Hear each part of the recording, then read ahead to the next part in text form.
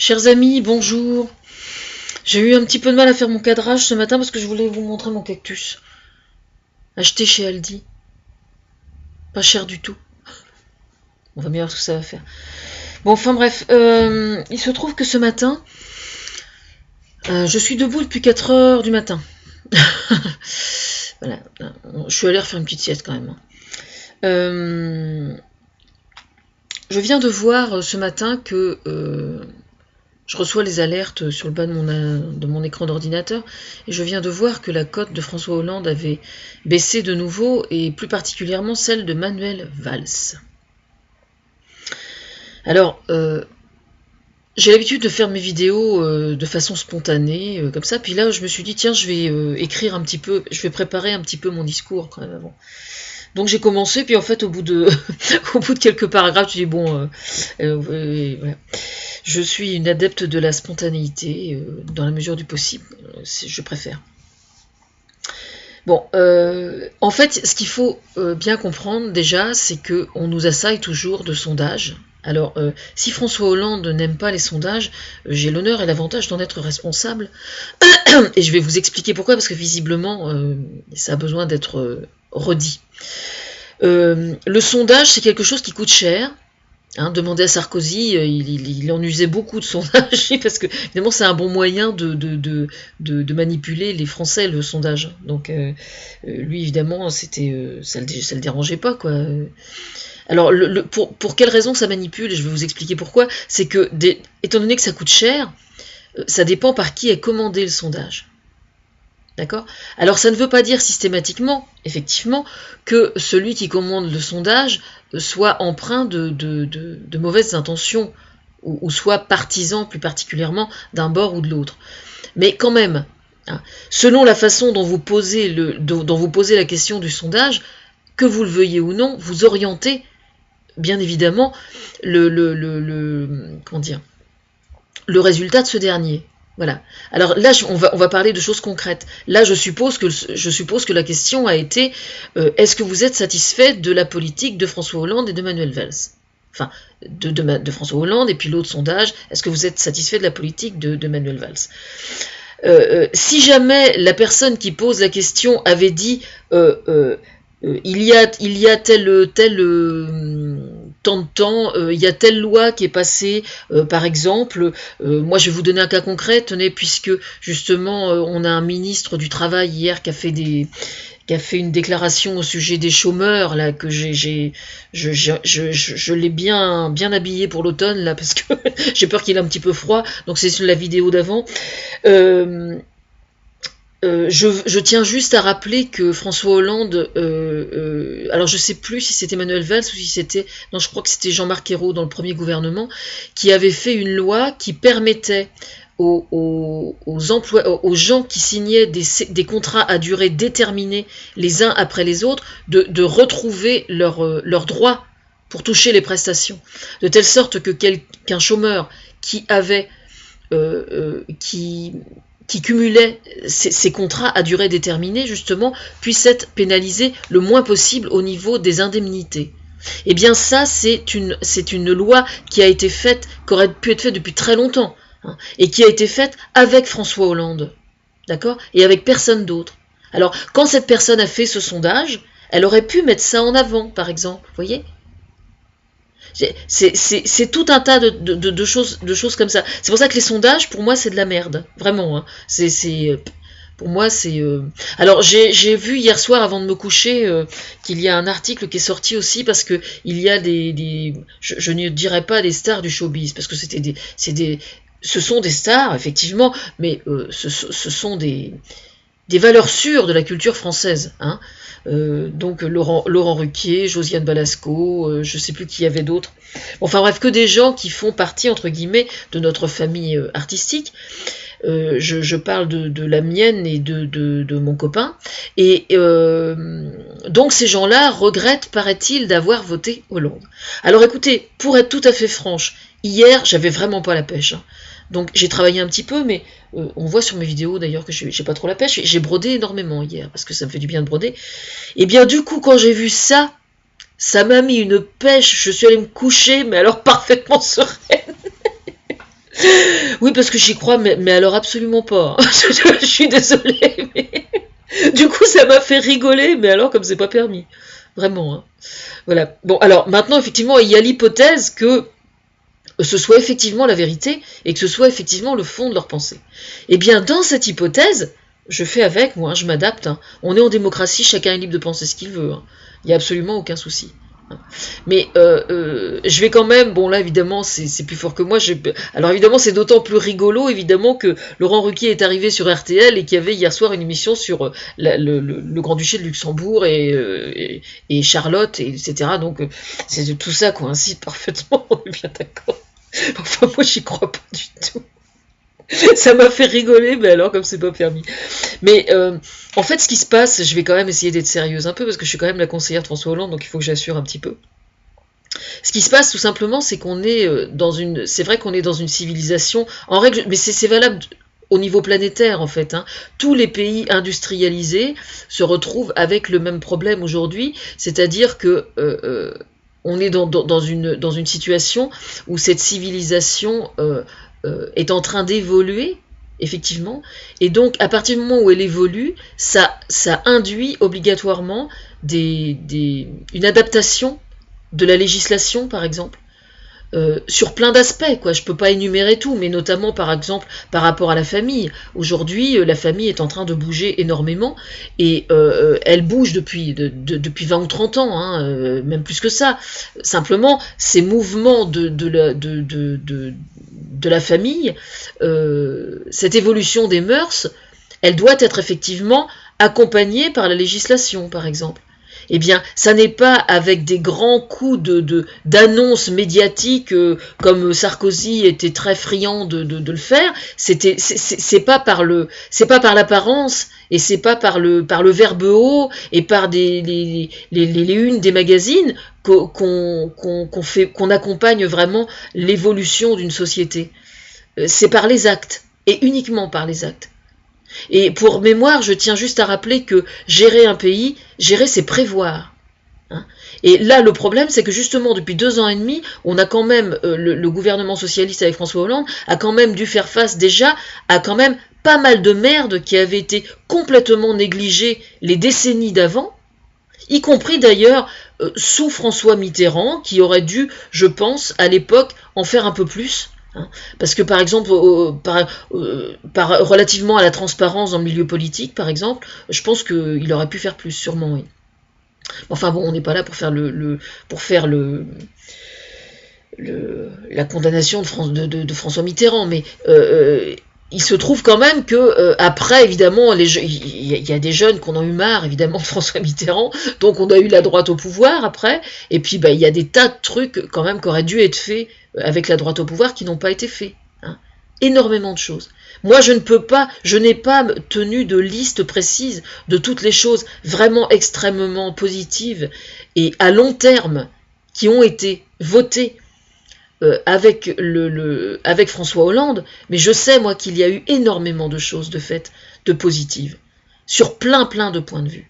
Voilà. Alors, pour les chômeurs, oui, je sais très bien que c'est effectivement un problème.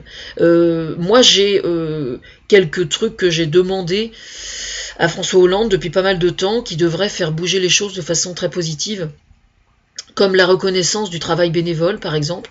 Parce que moi, mon souci à moi, c'est de faire que les gens souffrent le moins possible, quelle que soit la situation. Donc, quelqu'un qui est au chômage, c'est quelqu'un qui a un problème de reconnaissance. Et un problème d'insécurité aussi. Un problème d'insécurité d'ordre matériel et financier dû au fait qu'il a peur de ne plus toucher de salaire ou de ne plus toucher d'indemnité, chose que je peux comprendre parfaitement. Je suis mieux placée que personne pour le savoir. C'est pour ça que c'était important pour moi de faire que les périodes entre les contrats les contrats à durée déterminée soient justement ne soient plus source d'angoisse pour les chômeurs. C'est pour ça qu'hier j'ai poussé une grosse gueulante avec le ministre du Travail. Je sais pas ce que c'est que ce Charlot. J'espère qu'il va pas rester au gouvernement longtemps parce que il est mal parti, quoi. Mais pour en revenir au chômage, on va quand même en parler puisque après tout c'est le souci majeur des Français, chose que je comprends très bien. Il y a eu un reportage de fait au journal hier soir et il était expliqué que il y a certaines branches qui sont où on recherche vraiment du monde, et qui sont complètement négligés en fait. Et personne veut y travailler, quoi. Donc ça, effectivement, c'est un véritable problème. Alors, moi, j'ai toujours entendu, hein, depuis que je suis adolescente, revalorisation du travail manuel, etc., etc. Moi, je trouve que, moi, j'adore, hein, tout ce qui est manuel, en règle générale. Je trouve absolument fascinant de pouvoir fabriquer des choses de ses mains, quelles que soient les choses qu'on fabrique, hein. Je trouve ça absolument fascinant. Voilà. Et moi, je pense que d'être un bon cuisinier, en fait, je crois que le gros problème réside dans le fait que euh, euh, les gens rechignent à faire ces métiers-là parce qu'effectivement, il y a des contraintes horaires, etc. Ça, je peux l'entendre parfaitement. Mais je crois que, quelque part, il y a beaucoup de gens qui s'imaginent que sous prétexte qu'on exerce un métier manuel, on passe pour un con, quoi. Excusez-moi, je suis un peu brute de décoffrage, mais on n'est pas capable de raisonner, ou on est stupide parce qu'on est cuisinier, parce qu'on est serveur dans un bar. Je prends ces deux cas-là parce que je sais que ce sont des secteurs où on cherche du monde et on ne trouve pas. Euh, Moi, je considère que quelqu'un qui a un BEP ou un CAP de menuisier ou de cuisinier, personne ne l'empêche d'aller lire du Shakespeare quand il rentre le soir, hein, et d'écouter et de regarder Arte ou de regarder la 5, les documentaires, et de se cultiver, hein. Moi, je suis un ancien échec scolaire, je suis pas extrêmement cultivé, mais le peu de culture que j'ai, je pense par contre que je l'utilise peut-être probablement beaucoup mieux que bien des gens infiniment plus cultivés que moi. Ça, c'est une certitude par contre. Je ne perds rien, moi, hein. Dès l'instant que je tombe sur quelque chose, par exemple, je sais pas, j'entends quelque chose aux infos, ça va faire écho à un truc que j'ai entendu sur le marché la veille, et puis à une réflexion que j'ai entendue de quelqu'un d'autre, et puis un poème que j'ai lu quand j'avais 10 ans, quoi. Enfin, je veux dire, et il se trouve que chez moi, c'est plus accentué que chez quelqu'un d'autre. Il y a beaucoup d'artistes qui font ça, hein. Mais il se trouve que chez moi, c'est plus accentué que chez quelqu'un d'autre. Je ne vois vraiment pas dans quelle mesure, si un jour je décide d'être menuisier ou cuisinier, il pourrait en être autrement. Pour moi, c'est pas, je ne vois absolument rien de dévalorisant pour ma part au fait de faire ces métiers-là. Alors, quant au métier de serveur dans les cafés, alors là, il y a un autre problème qui vient. Il y a les serveurs hommes, ça c'est une chose. Alors eux, ils ont le relationnel quand même. Je trouve, moi, que c'est probablement... Être serveur dans un café, je trouve que c'est un des plus beaux métiers du monde. Je vais vous expliquer pourquoi. C'est que vous êtes tout simplement au contact des gens. Et donc, sur le plan humain, c'est juste quelque chose d'absolument enrichissant. Maintenant, quand on n'aime pas les gens, mieux vaut ne pas être serveur. Là, on est bien d'accord. Maintenant, pour les femmes, il y a un autre problème. C'est qu'une femme qui travaille dans un café et qui est serveuse, on ne lui dit pas, mais on la considère un petit peu comme une pute quand même, hein. Oui, je sais, ça fait dur à entendre, mais c'est pourtant la vérité. Et c'est un réel problème parce que je sais que le problème a été soumis déjà, je sais plus quand, des femmes qui travaillaient dans les cafés, qui avaient rencontré, qui étaient des gens bien, quoi, hein, qui étaient amoureuses, qui avaient envie de se marier et tout. Puis le mec finissait par lui dire, bah non, écoute, moi je veux bien, mais tu quittes ton boulot, quoi. Bah, je suis désolée, effectivement, c'est vrai que quand on est serveuse, par définition, on est en contact avec beaucoup d'hommes, avec beaucoup de femmes aussi. Mais c'est pas parce qu'on est serveuse qu'on est une femme facile, quoi, et qu'on va se barrer avec n'importe quel client. Enfin, qu'est-ce que ça veut dire, ça? Moi, je trouve que être serveuse dans un café, moi, je trouve ça passionnant, hein, je vous le dis franchement. Je trouve ça passionnant, parce que justement, vous voyez plein de monde. Vous voyez plein de monde. D'ailleurs, il existe certains cafés, ça m'est déjà arrivé de rentrer dans certains cafés où la femme qui tenait le bistrot était d'un âge certain, on va dire, d'un âge certain, et avait un petit peu un rôle de matrone, et ben c'est la chanson de Delpech, quoi, en fait, hein. Et moi, je trouve que c'est un métier extraordinaire. Alors, au niveau des cafés, justement, moi, j'ai des projets par rapport à ça, parce que j'ai demandé à ce que la TVA sur les jus de fruits soit complètement rabaissée ou supprimée, de telle sorte que le café redevienne un lieu de rencontre et un lieu de vie où les gens puissent... Parce que quand quelqu'un rentre dans un café, même quand c'est pour boire de l'alcool, il ne vient pas chercher que de l'alcool, s'il vient au café. Il vient chercher la conversation aussi, hein. Et à partir du moment où il vient chercher la conversation, justement, c'est bien la preuve que les femmes ont leur place. Parce que avoir une conversation avec une femme dans un café, si elle est serveuse, ça n'est pas pour passer à l'horizontale. Faut vraiment être con pour penser une chose pareille, hein, sauf votre respect. Mais c'est terrible, hein, mais ce sont des a priori sur ces métiers-là. Mais moi, je trouve, j'adore discuter avec les gens qui exercent un métier manuel, et si jamais on peut parler de plein d'autres choses que leur boulot en plus, c'est encore plus extraordinaire. Alors moi, j'adore ça. Enfin, pour en revenir à Manuel Valls et François Hollande, je pense pour ma part que ce sondage est complètement manipulé. Voilà, c'est mon point de vue. Hein. Selon la façon dont si vous faites par exemple un sondage sur Nadja Ben-Kassem, vous allez complètement avoir un point de vue complètement différent. Et pour quelle raison Nadja Ben-Kassem a un ministère aussi important cette fois-ci, à votre avis, hein? Bah oui, évidemment. Selon la façon dont vous posez la question, selon la question que vous posez, vous allez avoir des réponses diamétralement différentes. Hein. Et puis il faut se méfier aussi, il y a énormément de choses positives qui ont été faites qui ne se voient pas. Hein. Notamment au ministère de la Justice, il y a énormément de postes à pourvoir au ministère de la Justice qui a été la 5e patte du canard depuis je ne sais combien de décennies avec l'UMP, hein, qui était au pouvoir à l'époque. Et aujourd'hui, il y a énormément de choses qui sont faites pour que les gens qui sont en prison puissent avoir plus de chances de s'en sortir. Hein. Alors effectivement, vous me direz, il y a plein de familles françaises qui n'ont personne en prison. Et oui, effectivement. Seulement, pour information, quand on veut avoir une photographie honnête d'un pays, vous savez ce qu'on fait ? Eh bien, on ne va pas voir la capitale et on regarde autour de soi. Non, c'est pas comme ça qu'on fait. On demande à visiter les prisons et on demande à visiter les hôpitaux psychiatriques. C'est un sociologue qui avait dit ça un jour et j'avais trouvé ça extrêmement intelligent. Parce que justement, dans une société, le déchet, entre guillemets, je mets entre guillemets, parce que je rappelle que je suis une ancienne malade mentale, donc je peux me permettre de parler comme ça. J'ai jamais fait de prison par contre, mais ça va peut-être venir. Ça va. Mais il se trouve que le déchet, entre guillemets, d'une société, dans n'importe quel pays, il se trouve effectivement dans les prisons et dans les hôpitaux psychiatriques. C'est-à-dire ceux qui sont hors normes, ceux qui ont bafoué la loi, etc., etc. Et donc, c'est en voyant de quelle façon un gouvernement traite ces gens-là qu'on a un réel tableau objectif de l'état d'un pays. Voilà. Sinon, pour information, j'ai pas mal roulé ma bosse, notamment du côté de la Bretagne. Enfin, j'ai pas mal roulé ma bosse ces quelques temps, là. Enfin, pas depuis quelques jours, mais ces dernières semaines.